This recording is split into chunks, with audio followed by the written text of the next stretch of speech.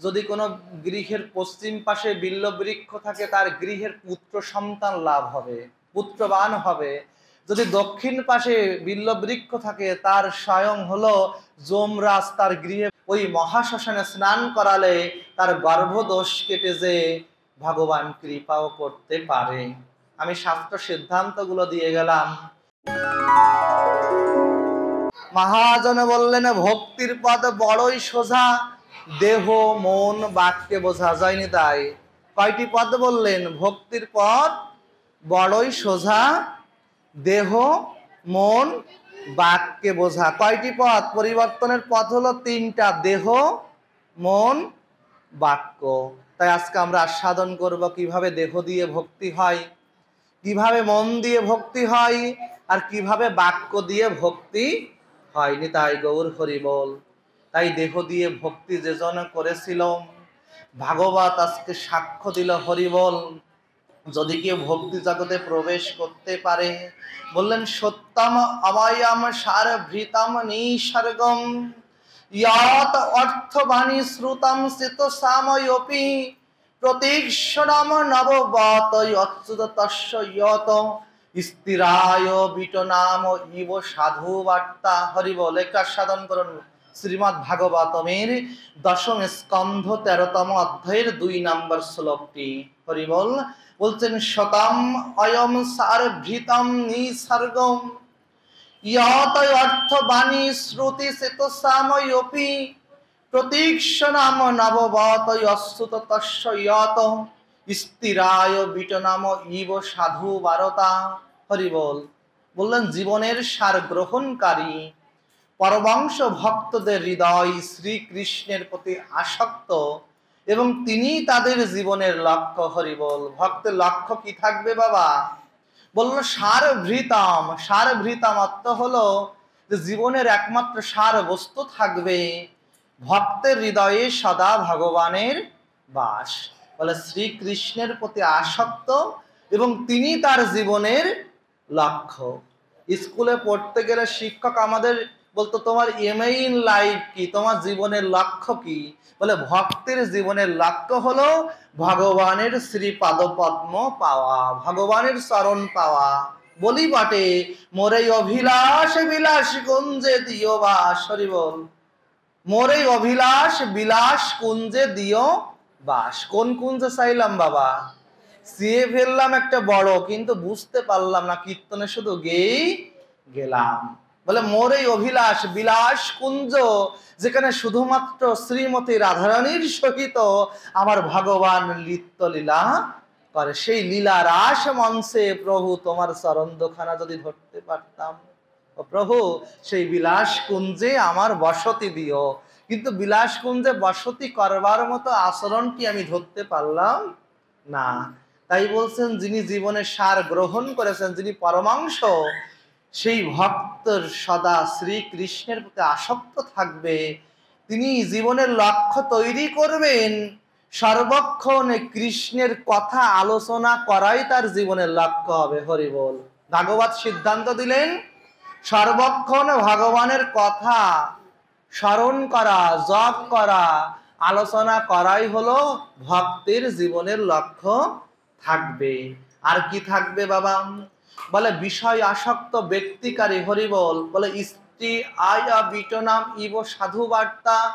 একজন বিষয় আসক্তকারী পুরুষ যেমন তার সংসার এবং নারীর প্রতি আসক্ত থাকে, তদ্রূপ একজন ভক্ত তিনি ভগবানের বিষয়ের প্রতি আসক্ত থাকবেন। জয় রাধে শ্যাম। একজন ভক্ত কি করবেন? তিনি বিষয় আসক্ত, ভগবত চরণে, সাধু গুরু বৈষ্ণব চরণে তার আসক্তিটা থাকবে। তাই তো দেহ দিয়ে ভক্তি যদি জানতে হয় আমাদেরকে যেতে হবে শিব পুরাণে বাবা। হরি বল। আজকে আমার মাতা লক্ষ্মী দেবী তিনি প্রভু নারায়ণের কাছে জিজ্ঞাসা করছেন, শোনো শোনো প্রভু, তোমার কাছে সব থেকে শ্রেষ্ঠ ভক্ত কে? হরি বল। প্রভু নারায়ণ বলছেন নিগমনাং ইহথা গঙ্গা দেবতাম মে অচ্যুত ইয়থা বৈষ্ণবানাং যথা শম্ভু। হরি বল। বলছেন এই জগতে যত নদী নেমে এসেছে তার মধ্যে গঙ্গা যেমন শ্রেষ্ঠ, যত দেবতা রয়েছে তার মধ্যে অচ্যুত যেমন শ্রেষ্ঠ। হরি বল। অচ্যুত শব্দের অর্থ কি বাবা? যিনি বিপদে আমাকে ছেড়ে যান না। বিপদ ভঞ্জন শ্রী মধুসূদন ব্রজের ব্রজানন্দ তুমি নারায়ণ, ভজিব তোমার ওই রাঙাচরণ। বলছে বিপদ ভঞ্জন, তুমি সেই মধুসূদন, তোমাকে ভজন করব বলে এভাবে আসিলাম আমি, ভজিব বলে আসিলাম আমি, না ভজিলাম তোমার ওই যুগল চরণার বিন্দম। বলে ভজিব বলে আসিলাম কিন্তু ভজন আমার হলো না, আমার ভজন হলো না, সাধন হলো না।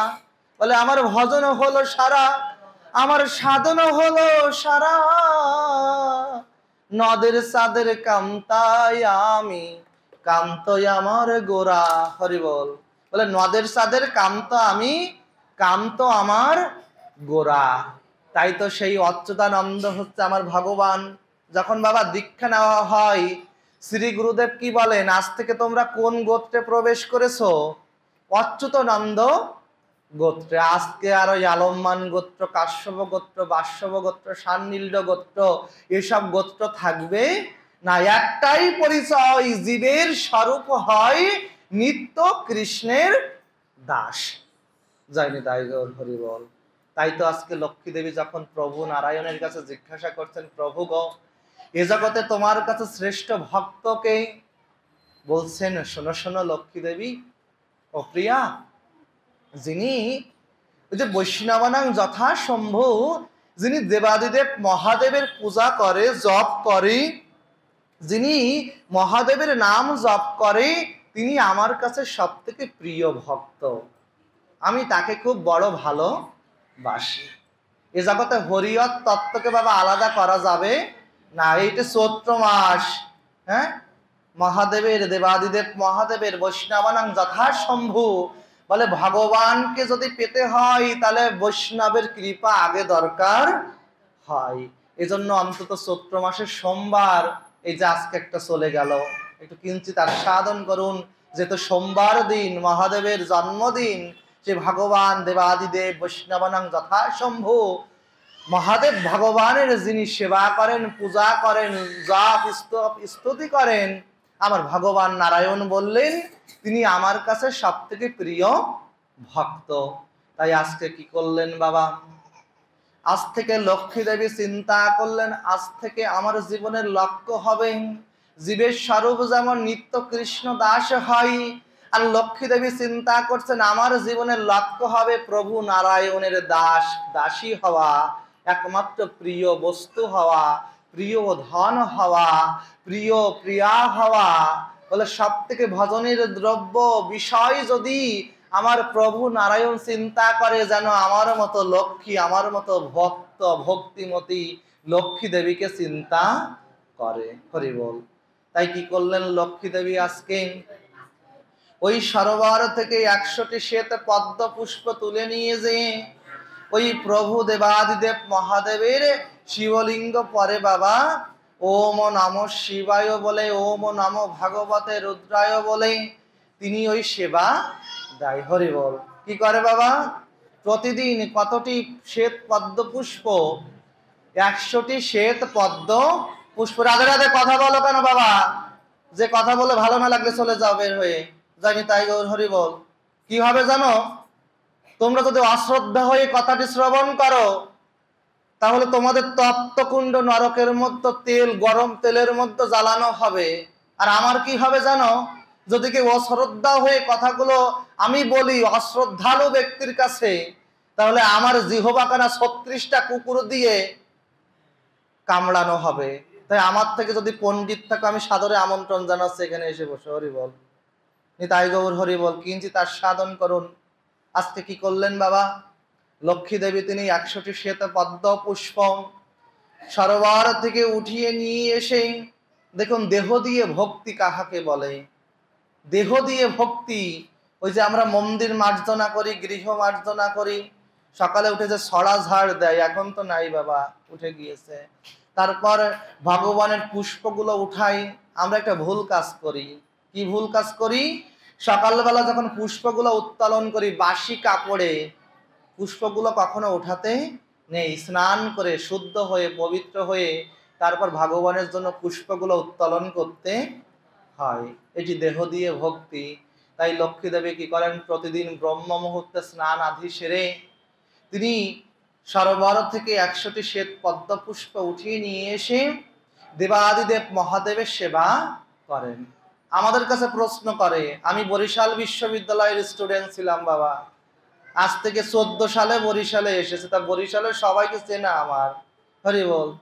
তোমরাও আমার ঘরের লোক, এই জন্য জোর করে গালাগাল দিয়ে কথা বলছি, যাতে আমার এই কথাটি শ্রবণ করে কোনো ভক্তের হৃদয়ের কিঞ্চিত যদি পরিবর্তন হয়, অন্তত পক্ষে আমার প্রতি রাগ হলে তোমরা আমার নামে 1 মাস ঝাঁটার বাড়ি মারো দরজায়, কিন্তু আমার বলা কথাটি হরিনামটি বদনে একবার উচ্চারণ করে ভগবানের ভজনে নিজেকে নিয়োজিত অন্তত করো। তাই গৌর হরি বল। তাই কি করলেন জানো? লক্ষ্মী দেবী যখন ওই সরোবর থেকে শ্বেত পদ্ম পুষ্পগুলো উত্তোলন করে নিয়ে আসে, ওম নমো ভাগবতে রুদ্রায় নমঃ নায়ে নিত্যং মহেশ্বর রজত গিরি নিভীনম চারু চন্দ্র বসত সংরত্ন কল্প জলাঙ্ঘলাং পশুর মৃগ বরাভীতি হস্ত সমস্ত মরজ্ঞান সহ ব্যাঘ্রকৃতি বাসনাং বিশ্বদাং বিশ্ববীজাং নিখিল ভয়হরং পঞ্চবক্রম ত্রিনেত্রম ওম নমঃ শিবায় তৎপুরুষায় বিদ্মহে মহাদেবায় ধীমহি তন্নো রুদ্র প্রচোদয়াৎ ত্র্যম্বকং যজামহে সুগন্ধিং পুষ্টিবর্ধনম উর্বারুকমিব মৃত্যুর্মুক্ষঃ মহামৃতাৎ ওম নমঃ শিবায় ওম নমঃ শিবায় ওম নমঃ শিবায় মঞ্চাকল্পতরুভ্যশ্চ কৃপা সিন্ধুভ্যৈব চ পতিতানাং পাবনেভ্যো বৈষ্ণবানাং যথা শম্ভু নমো নমঃ। জয় জয় দেবাদিদেব মহাদেব ভগবান শিব শম্ভো কি জয়। জয় দেবাদিদেব মহাদেব ভগবান শিব ঠাকুর কি জয়। জয় আশুতোষ ভগবান কি জয়। জয় ভোলানাথ কি জয়। জয় ত্রিশূল নন্দন কি জয়। জয় পশুপতি কি জয়। জয় নিতাই গৌর প্রেমানন্দে হরি হরি বল।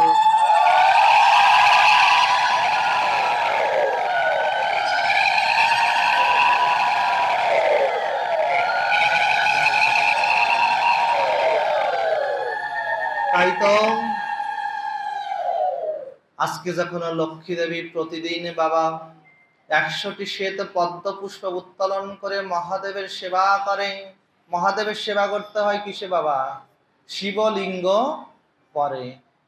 এটা সংস্কৃতিতে বলা হচ্ছে, আমাদের কাছে জিজ্ঞাসা করে যে তোরা ভগবানের লিঙ্গ পূজা করিস কেন? হরি বল। তো বলছে এই লিঙ্গ শব্দের অর্থ হলো ভগবানের বানময়ী বা কল্যাণময়ী মূর্ত প্রতীক বা বিগ্রহ, যাহাতে সেবা করলে আমাদের কল্যাণ হয়। এবং শিবলিঙ্গে শুধু শিব ঠাকুর নয় বাবা, শিবলিঙ্গের উপরে যে অংশটুকু ওটি হলো শিবপীঠ, যেটি পিনাক বা হাতের মতো অংশটি ওটি হলো বিষ্ণুপীঠ, আর নিচের যে সৃষ্টি তত্ত্ব ওটি হলো ব্রহ্মা পীঠ। তাহলে ব্রহ্মা বিষ্ণু মহেশ্বর ওই শিবলিঙ্গে অবস্থান করে। হরি বল। তাই কি করলেন? যখন ওই দেবাদিদেব মহাদেবের অর্চন করছেন, বন্ধন করছেন, এভাবে বাবা 16 মাস হয়ে গেল। যখন 16 মাস হয়ে গেল, আজকে লক্ষ্মী দেবী চিন্তা করছে কতদিন তো প্রভুর সেবা করলাম, আমার প্রভু তো আশুতোষ। ভগবানের একটি নাম কি? আশুতোষ, মানে অল্পেই তুষ্ট। তিনি যেমন ভয়ঙ্করী মহাকাল রুদ্র, তদ্রূপ তিনি আবার ভক্তের ভগবান আশুতোষ। বলে যার যেমন ভাব, মনটা যেমন ভগবানও তেমন। মা আমার রুদ্ররূপী চণ্ডী ভয়ঙ্করী, হ্যাঁ, বগলামুখী চামুন্ডা মুন্ড মালিনী মুন্ড মাথনে, সেই মা আবার আমার মা কল্যাণময়ী নির্মল মূর্ত বিগ্রহ। অর্থাৎ ভক্তের ভাবের কাছে ভগবান তার নিজের রূপটি প্রকাশ করেন। হরি বল। তাই কি করলেন, আজকে যখন মহাদেবের সেবা করছে, মহাদেবের অর্চন করছে, আমার ভগবান শিব ঠাকুরও ওই দুটো পদ্ম পুষ্প চুরি করে নিলেন। পদ্ম পুষ্প চুরি করেছেন যে কিভাবে লক্ষ্মী দেবী তিনি ওই ভগবানের সেবা দেন তিনি দেখবেন। হরি বল। তাই কি করলেন বাবা, লক্ষ্মী দেবী যখন ওম নমো ভাগবতে রুদ্রায় নমো বলে একটি একটি পদ্ম পুষ্প দেয়, আর যখন পদ্ম পুষ্পগুলো শিবলিঙ্গ পরে উঠিয়ে দেয়, আর দুটো পদ্ম পুষ্প দেখে যে কম পড়ে গিয়েছে। যখন দুটো পদ্ম পুষ্প কম পড়ে গেল, আজকে লক্ষ্মী দেবী চিন্তা করছে যে আমি যে ব্রতটি রেখেছি, যেমন একাদশী ব্রত রাখবেন, ওই একাদশী ব্রতটি শেষ হয় কখন বাবা, পারণের প্রসাদটি সময় মতো আপনি যদি কৃষ্ণ প্রসাদটি পেতে পারেন, তাহলে ওই ব্রতটি শেষ হয়। যে কোনো ব্রত, হরি বল, যে কোনো ব্রত, ব্রত মানে তার পারণ রয়েছে। আর উপবাস মানে যেমন কালী পূজার উপবাস, দুর্গা পূজার উপবাস, এগুলো উপবাস, এগুলো ব্রত নয়। কিন্তু যেটি ব্রত তার পারণ রয়েছে, যেমন একাদশী ব্রত, শিব চতুর্দশীর ব্রত, রাধা অষ্টমী ব্রত, কৃষ্ণের জন্মাষ্টমী ব্রত, এই প্রত্যেকটার ব্রতের পারণ রয়েছে। আর ওই উপবাস থেকে পারণটা গুরুত্বপূর্ণ, কারণ আমি সংকল্প করেছি কাল একাদশী ব্রত রাখবো, তাহলে ওই একাদশী ব্রতটি শেষ হবে কখন, পারণটি করলে। এবং ব্রতের একটি ফল রয়েছে, তার জন্য ব্রতের নির্দিষ্ট একটি দিনকে পালন করতে হয়। আমাদের মনের মধ্যে প্রশ্ন না যে বুধবার একাদশী ব্রত রাখবো, সেদিন তো একাদশী থাকবেই না, বলে থাকলো আর না থাকলো ওটি বিচার্য বিষয় নয়। আমার বিচার্য বিষয় হচ্ছে আমি যে ব্রতটি রাখছি ওটি কোন দিন সংকল্প করলাম এবং শাস্ত্র অনুমোদন করলো কোন দিন। আমরা বিচার করে মরি, বলে মহাজনের যে পথ তাতে হব অনুরত, মহাজনগণের যে পথ তাতে আমাদের অনুরত হতে হবে। তাই গোস্বামীগণের সিদ্ধান্তে আপনি যদি কৃষ্ণ মন্ত্রে দীক্ষা নিয়ে থাকেন, তাহলে গোস্বামীগণের সিদ্ধান্ত মেনে চলতে হবে, মানতে হবে। তাই তো আজকে লক্ষ্মী দেবী কি করলেন বাবা, ওই দেহ দিয়ে ভক্তি হয়। প্রভু নারায়ণ বলেছিল, লক্ষ্মী তোমার স্তন যুগল, নারীর স্তন যুগল হচ্ছে পদ্ম পুষ্পের সম। তাই আজকে লক্ষ্মী দেবী ভাবে হাতে ওই অস্ত্র নিয়েছে, অস্ত্র নিয়ে দেহ দিয়ে ভক্তি, ধরা সতী তার স্তন কেটে গোবিন্দের সেবা দিয়েছিল বলে আগত জন্মে আমার গোবিন্দ বলেছিল আবার যদি এই জগতে আসি আমি লীলার আস্বাদনে, ও ধরা তুমি যে স্তন কেটে আমার সেবা দিলে, আবারও যদি মাতৃ স্তন কখনো পান করতে হয়, তোমারও স্তন দুগ্ধ আমি গোবিন্দ পান করে যাব। হরি বল। তাই তো আজকে লক্ষ্মী দেবী চিন্তা করলেন, সেই নিজের বাম স্থানটি কেটে ওম নমো ভাগবতে রুদ্রায় বলে যখন শিবলিঙ্গ পরে দিলেন, ওই স্থানটি কেটে যখন শিবলিঙ্গে পরে দিয়েছে, আমার মহাদেব আর থাকতে পারলেন না, বলে ভক্তের ভার যেমন আমি গ্রহণ করি, অনন্য চিন্তায়ং যে জনং মাং পর্যুপস্যায়তে তেষাম নিত্যাভিযুক্তানাং যোগক্ষেমং বাহম মাহম। হরি বল।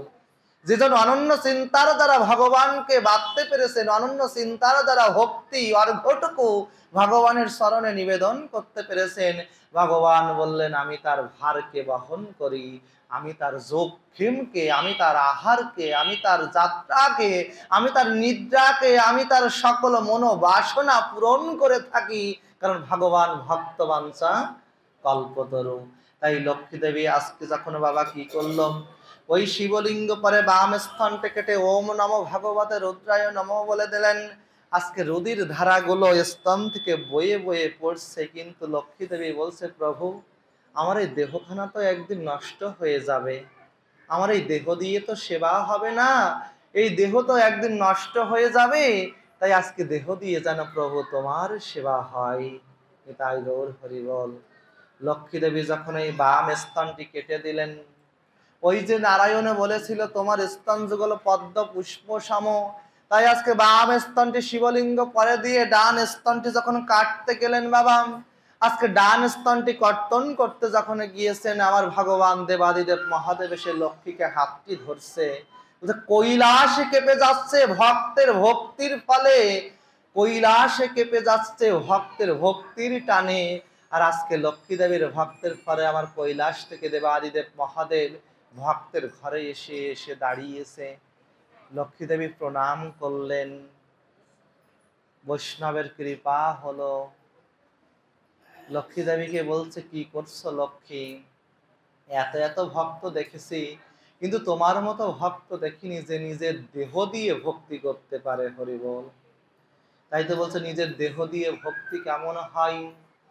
এই নিজের দেহ দিয়ে যে ভক্তি করলেন, হরি বল, নিজের দেহ দিয়ে যখন লক্ষ্মী দেবী ভক্তি করছেন, মহাদেব বলছেন তোমার সেবায় আমি সন্তুষ্ট হয়েছি, তোমার সেবায় আমি সন্তুষ্ট হয়েছি, তুমি কৃপা করে বর সে নাও। লক্ষ্মী দেবী বললেন, প্রভু যদি বর দিতে হয় আমাকে তুমি এই বর দাও, আমি যেন জনমে জনমে সাধু সঙ্গ করতে পারি। হরি বল। তাই তো লক্ষ্মী দেবীকে বলছেন, শোনো শোনো লক্ষ্মী, তুমি তো ধন ঐশ্বর্যের দেবী, যতদিন পর্যন্ত তোমার ধন ঐশ্বর্য থাকবে ততদিন তুমি সাধু সঙ্গ করতে পারবে না। যেদিন তুমি ধন ঐশ্বর্য ছাড়িয়া ছাড়িয়া শয়ন সুখ বিচিত্র পালঙ্ক, কবে ধুলাই ধূসর হবে মোর অঙ্গ।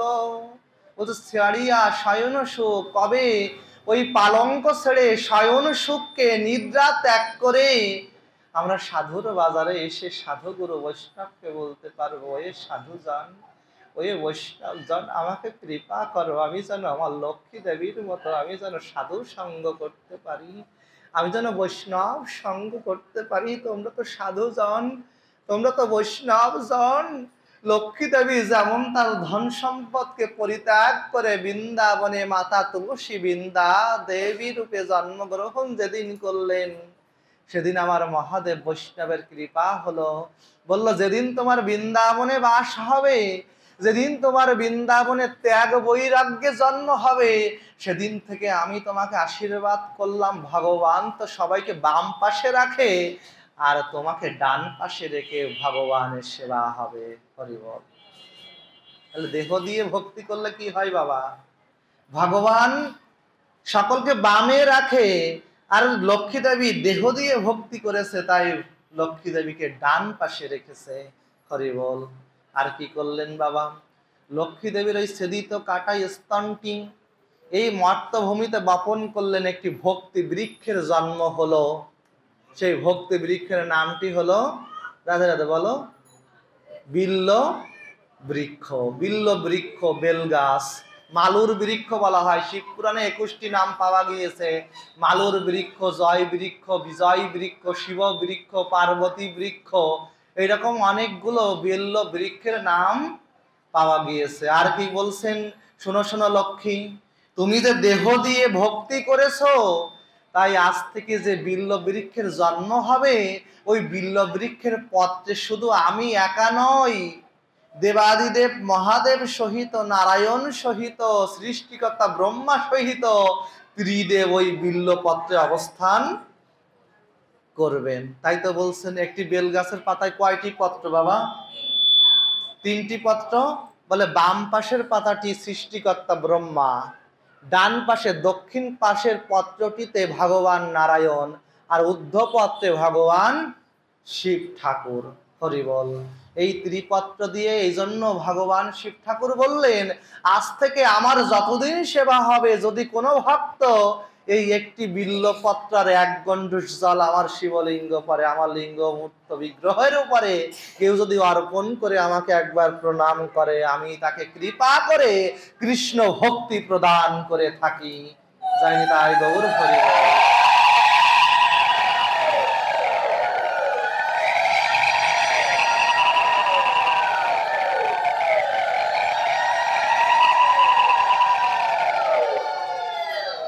হরি বল। তাই বাবা, অন্তত চৈত্র মাসের সোমবার দিন একদিন উপবাস থেকে, আপনাদের কাছে রয়েছে শঙ্কর মঠ বা কোনাবালিয়া শিববাড়ি রয়েছে, যেখানে একটু শিবলিঙ্গ পরে, বা কোথাও যদি অসমর্থ হন, গৃহে যদি নিত্য সেবা দেন, ভগবান শিব ঠাকুরের মূর্ত বিগ্রহ থাকে, তাহলে অন্তত একটি বিল্লপত্র আর 1 গণ্ডূষ জল দিয়ে ওম নমঃ শিবায় বলে, আর কিছু দরকার নাই, ওম নমঃ শিবায় এই মন্ত্রটি বলে বিল্লপত্রটি শিবলিঙ্গ পরে অর্পণ করবেন এবং ভগবানের কাছে প্রার্থনা করবেন, হে বৈষ্ণব ঠাকুর, তুমি কৃপা করে আমাকে কৃষ্ণ ভক্তি প্রদান করো।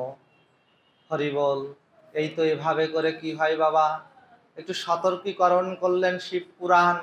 বলে বিল্ল বৃক্ষ রোপণ করা, বিক্রি করা, বিল্ল বৃক্ষ কাটা, ছেদন করা এবং বিল্ল বৃক্ষ পোড়ানো শাস্ত্রে নিষেধ করে দিলেন।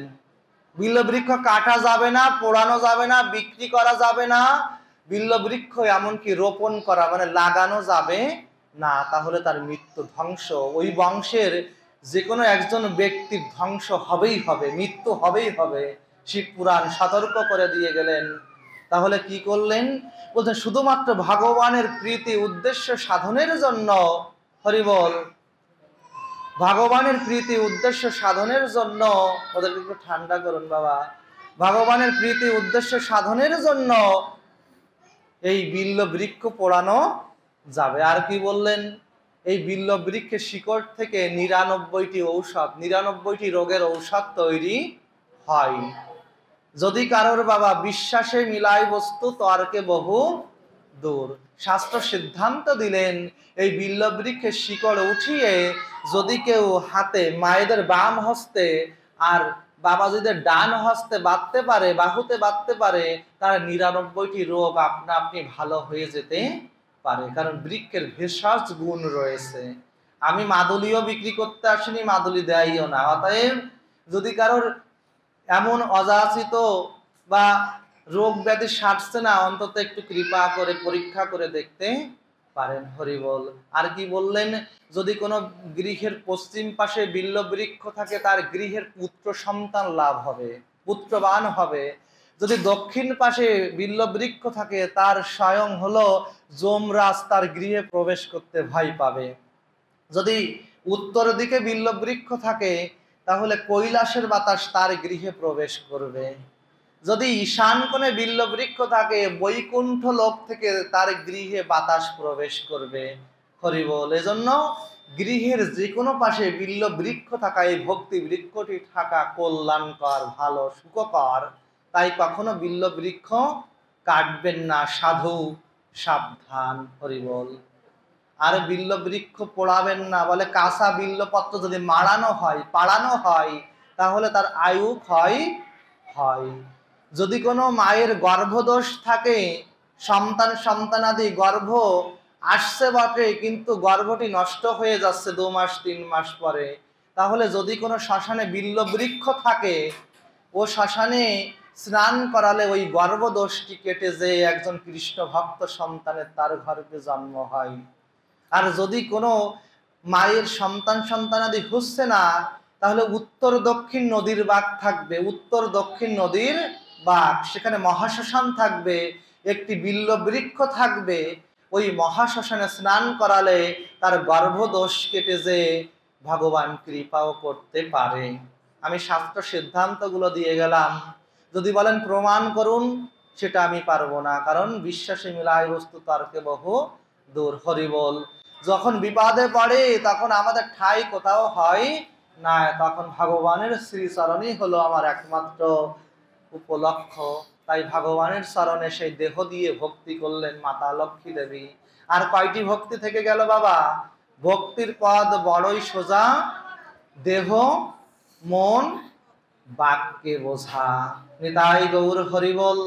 আমরা এবার দেখব কিভাবে বাক্য দিয়ে ভক্তি হয় আর কিভাবে মন দিয়ে ভক্তি হয়। হরিবল। তাই কি করলো বাবা? আজকে শ্রীমদ ভাগবতমে অহৈ অতিরম্যম পুলিনম বয়সাম সাকেলি সম্পদ মৃদুলয় অৎস বালুকাম স্ফূর্ত সরগন্ধ হৃদতালি পত্রিকাম ধ্বনি প্রতিধ্বনি লসত দ্রুময় আকুলাম। হরিবল। ভগবান কৃষ্ণ অগাসুর বধ হয়ে গেল, অগাসুর বধ করলেন।